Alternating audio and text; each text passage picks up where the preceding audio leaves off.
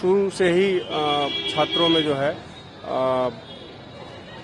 जो एबीवीपी है उनके छात्र नेता काफ़ी सक्रिय रहे हैं और कैंपस में उनका काफ़ी वर्चस्व भी है, राजनीतिक रूप से सक्षम है। क्योंकि क्षेत्र प्रधानमंत्री जी का है तो एक्सपेक्टेशंस होती है कि प्रधानमंत्री जी के क्षेत्र में तो कुछ अलग होना चाहिए, तो क्या एक्सपेक्टेशंस है यहाँ पर? अगर यहाँ से जीत करके जाते हैं मोदी जी तो क्या एक्सपेक्टेशंस है यहाँ पे? फिलहाल तो जो अगर मैं शहर की दृष्टि से देखूं तो बनारस शहर को प्रधानमंत्री जी जब से यहाँ से सांसद चुने गए हैं और सरकार बनी है तो आमूलचूल परिवर्तन हुआ है बनारस में। और अगर मैं ये भी कहूं कि अपेक्षा से ज़्यादा ही बनारस शहर को मिला है तो अतिशयोक्ति नहीं होगी। देश का मैं तो मानता हूं कि पहला ऐसा प्रधानमंत्री है जिसने अनेकों विडंबनाओं को, अनेकों एक तरह से किंवदंतियों को ध्वस्त करने का काम किया है। अब पूछिए कैसे? विडंबना ये थी कि जिस काशी हिंदू विश्वविद्यालय के कम से कम 7 से 8 छात्रों को भारत रत्न पूर्व में प्राप्त हो चुका था, परंतु उसके संस्थापक जिसने इतनी बड़ी बगिया, इतनी बड़ी तपस्थली का निर्माण किया, उनको उचित सम्मान नहीं मिला था। देश का पहला ऐसा प्रधानमंत्री है जिन्होंने आते ही सबसे पहले महामना को उचित सम्मान देने का कार्य किया। लोग आज की डेट में योग्य लोगों को सम्मान देते हैं, प्रधानमंत्री जी ने कहीं न कहीं युगदृष्टा को सम्मान दिया और योग्य और युगदृष्टा के अंतर को यदि देश की जनता समझ ले तो शायद देश के विकास में बहुत देरी नहीं लगेगी।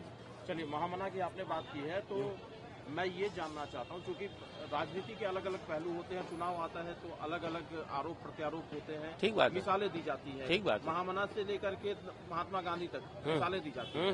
बीएचयू का छात्र महामना की कर्म भूमि से क्या मैसेज देना चाहता है तमाम जो राजनीतिक पार्टियां, चाहे कोई भी हो, बिना नाम लिए अगर हम बात करें, हाँ, जितनी भी राजनीतिक पार्टियां हैं, क्या मैसेज देना चाहता है? देखिए, महामना के मानस पुत्र होने के नाते आप यहाँ महसूस भी कर सकते हैं।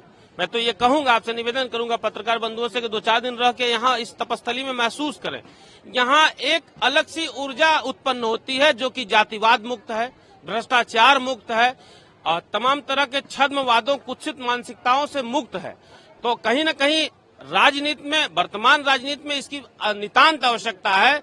हम ऐसे व्यक्ति का चयन करेंगे जो जातिवाद, धर्मवाद और तमाम तरह के वाद विवादों से मुक्त होकर एक स्वस्थ, स्पष्ट और देश को विकासशील गति देने वाली सरकार बने। मैं तो यही कहूंगा कि बनारस में आधुनिकता शिक्षा से लेकर अध्यात्म तक की बात करने वाला जो ही दल होगा, उस दल के प्रति काशी हिंदू विश्वविद्यालय सहित काशी की जो आम जनमानस होगी उनका रुझान होगा। और बेशक आप कह रहे हैं कि आपका रुझान किस ओर होगा, तो मुझे लगता है कि एक औपचारिकता है इस बार 2024 में, और एक चूंकि संवैधानिक और एक वैधानिक प्रक्रिया है, तो उस प्रक्रिया को चूंकि का अनुपालन कराना, पूरा कराना एक प्रक्रिया है। नहीं तो बेशक काशी के लोगों ने यह मन बनाया है कि पुनः एक बार, तीसरी बार देश के प्रधानमंत्री आदरणीय नरेंद्र मोदी जी होंगे और काशी से वो पुनः अधिक से अधिक अंतर से वो जीत करके चुनाव जाएंगे। छात्रों की जो अपेक्षाएं हैं, आकांक्षाएं हैं, पहली आकांक्षा यही है कि मान लीजिए कि हम लोग शोध छात्र हैं यहाँ पर, या शोध छात्र बनने के लिए प्रयासरत हैं, तो अगर आप शोध का एक पैमाना देख लें तो वो बहुत ही निचले स्तर का हो चुका है। शोध में 3 कैटेगरियां होती हैं पूरे भारत में। एक एनटीए एग्जाम कराती है उसमें 3 प्रकार के आवंटन होते हैं, एक जेआरएफ होता है, एक नेट होता है, एक रेट होता है। तो आप देखें कि छात्रों की अपेक्षाओं के हिसाब से जो एक छात्र जेआरएफ करता है उसको 42,000 रुपये मिलता है पर मंथ, लेकिन उससे जो थोड़ा नंबर कम पाता है, कुछ नंबर कम पाता है, मान लो 5-7 कुछ उसका कम आया, कुछ नंबर कम आए, तो उसकी फेलोशिप तुरंत घट के जो है कि नेट क्वालिफाई होता है तो 8,000 रुपये हो जाती है। तो कहाँ 42,000 रुपये और कहाँ 8,000 रुपये? अगर मैं आपसे कहूँ सर कि बनारस जैसे शहर में 8,000 रुपये में आप रह के दिखाइए तो आप नहीं रह पाएंगे। अगर आप यहाँ के जो चहर दीवारी की जो बाहर जो आवास बने हुए हैं, जहाँ पर हमारे बच्चे बच्चियाँ रहती हैं, हमारी बहनें रहती हैं, वहाँ जाके देखेंगे बहुत बदतर, एकदम नारकीय स्थितियाँ हैं, ठीक है ना। आप वहाँ किराए के नाम पर लोग लूट रहे हैं, वो रहने लायक नहीं है। इस विश्वविद्यालय की स्थापना हुए 100 साल हो चुके हैं, लेकिन अभी भी पूर्ण रूप से यहाँ पर छात्रावास सुविधा नहीं हो पाई है। क्यों नहीं हो पाई है? 2 कार्यकाल पूरे हो चुके हैं, माननीय नरेंद्र मोदी साहब को उन्होंने अच्छा काम किया, मैं तारीफ उनकी करता हूँ, लेकिन अभी बहुत सारा काम किया जाना बाकी है। तो सबसे पहले मैं आपके एक छात्र होने नाते यही कहना चाहता हूं आपसे कि मोदी साहब जब यहाँ पर आए तो वो एक स्कीम लेके आए कि मैं पूरे पूर्वांचल की बात नहीं कर रहा हूँ, मैं सिर्फ बात कर रहा हूँ काशी हिंदू विश्वविद्यालय की।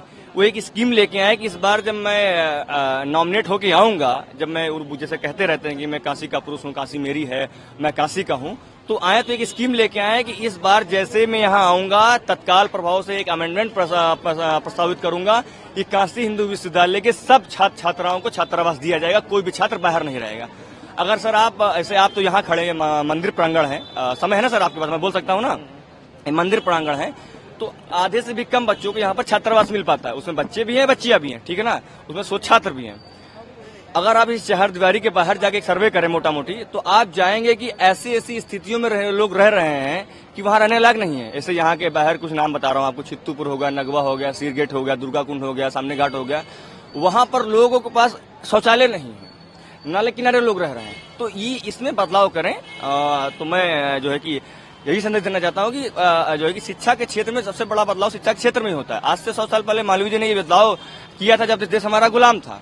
तो देखिए कहाँ से कहाँ, मतलब इस छात्र के बच्चे, इस विश्वविद्यालय के बच्चे पूरे देश को रिप्रेजेंट करते हैं, पूरे देश को, मतलब किस क्षेत्र में नहीं है, चाहे वो राजनीति में हो, चाहे वो कृषि विभाग में हो, चाहे वो खेलकूद में, मतलब हर एक क्षेत्र में जो है कि यहाँ के बच्चे रिप्रेजेंट करते हैं। तो मैं आपके माध्यम से अपनी वाणी को विराम देते हुए यही कहना चाहूंगा कि मोदी जी जब इस बार यहाँ पर आए तो काशी हिंदू विश्वविद्यालय के बच्चों को पूर्ण रूप से छात्रावास की व्यवस्था देने का प्रस्ताव पारित करें। और दूसरी बात ये कहना चाहता हूँ कि जैसे मैं 100 छात्र हम लोग बनने की ओर अग्रसर हैं और या फिर आने वाले समय में हो भी जाएंगे, तो जो ये फेलोशिप का जो बंटवारा है ना, ये बहुत गड़बड़ है, गड़बड़ क्या, बहुत इनजस्टिस वे में है। फेलोशिप बंटवारा क्या है कि अगर आप जेआरएफ करते हैं तो आपको 42,000 रुपये मिलता है, लेकिन अगर आप नेट होते हैं तो 8,000 रुपये मिलता है। तो इस कम से कम नेट की फेलोशिप को बढ़ाकर कम से कम 30 या 25,000 रुपये किया जाए, ताकि हम एक गरिमामय जीवन जीने के लायक हो सकें।